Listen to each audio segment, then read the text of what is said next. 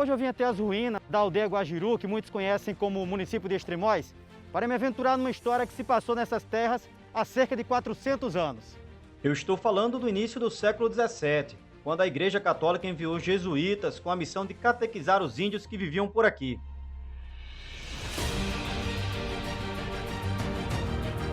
Apesar de Extremóis ter sido a primeira vila do RN, muito antes disso, a construção da igreja de São Miguel e a interação com padres e freiras já tornava esse lugar bem mais que uma aldeia. E já tinha tem a igreja, né? Tem a casa dos jesuítas, tem a casa das freiras, né? E os jesuítas eles vieram para Extremóis no início de 1600 para cristianizar os índios, né? E populacionar a cidade.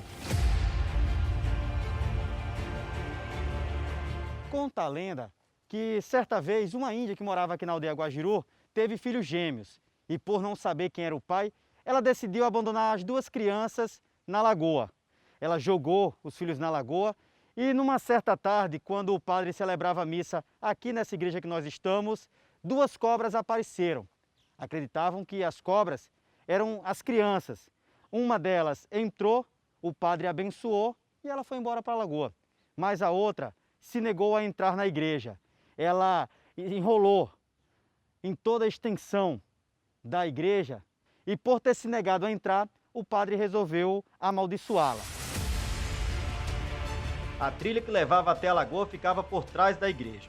Um caminho aparentemente fácil, mas que em determinados momentos se torna bem arriscado. A gente está refazendo o caminho que no início do século XVII, freiras e índias faziam habitualmente, né, até chegar à margem da lagoa, que era chamado de Rio das Mulheres. E tinha esse nome porque era uma área exclusiva mesmo da presença feminina. Hoje não tem mais índia por aqui, hoje não tem mais freira, mas claro que eu vou aproveitar para dar uma bisbilhotada por lá, saber o que é que tinha de tão especial nesse lugar.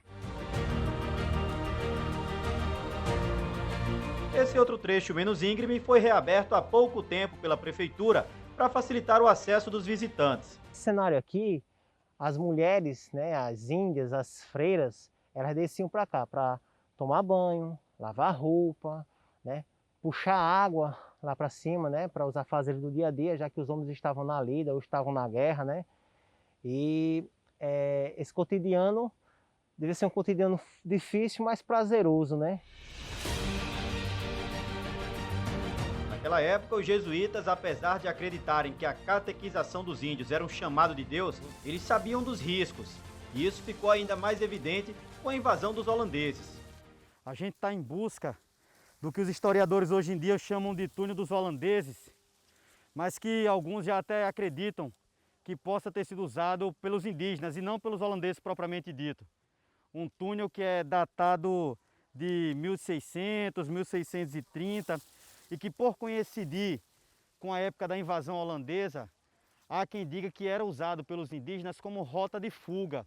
Uma fuga para que, em meio à batalha, quem estivesse tentando escapar, fosse da aldeia ou mesmo fosse da igreja que tinha mais ali em cima, pudesse ter tempo e sair da área de conflito sem que o inimigo soubesse para onde ele estava indo.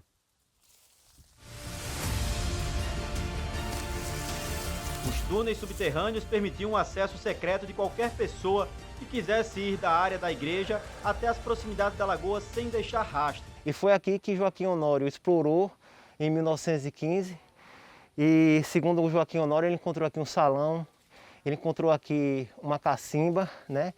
E a intenção do Joaquim Honório era encontrar justamente o tesouro deixado pelos jesuítas aqui dentro do túnel, porque segundo o fantasma, né, que aparece em sonho para ele, era aqui onde estava boa parte dos tesouros.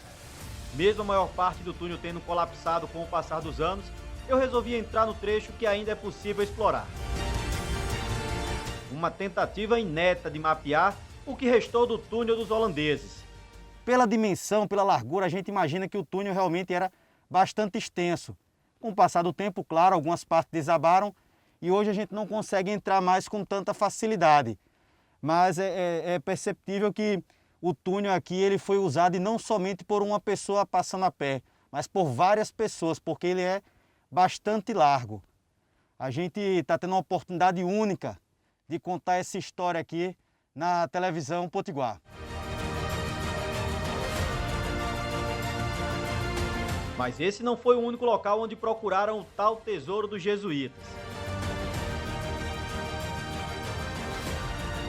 A ganância dos exploradores também colocou a antiga igreja de São Miguel abaixo. Segundo o livro da irmã Dionice, exploradores de outros estados, eles vinham e eles chegavam a dinamitar as paredes, quebrar as paredes, né? Se alguém achou esse tesouro, achou caladinho, foi embora, não comentou com ninguém. Então, se não fosse essa ganância e a especulação desse tesouro, com certeza, pelo poder do templo, né? Pela majestade desse templo, com certeza estaria de pé ainda, né?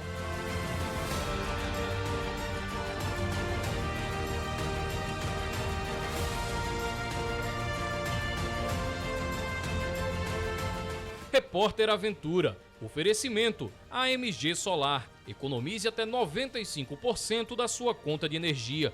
Prefeitura do Natal. Viva tudo isso, viva Natal!